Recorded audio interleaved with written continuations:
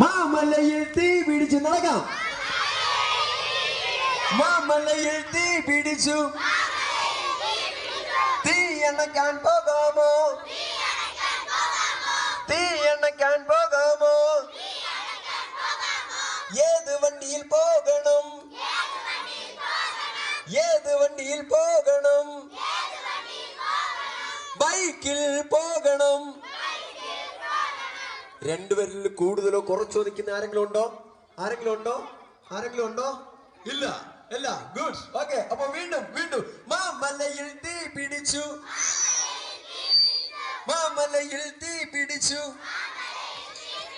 തീ അണക്കാൻ പോകാമോ? തീ അണക്കാൻ പോകാമോ? ഏത് വണ്ടിയിൽ പോകണം?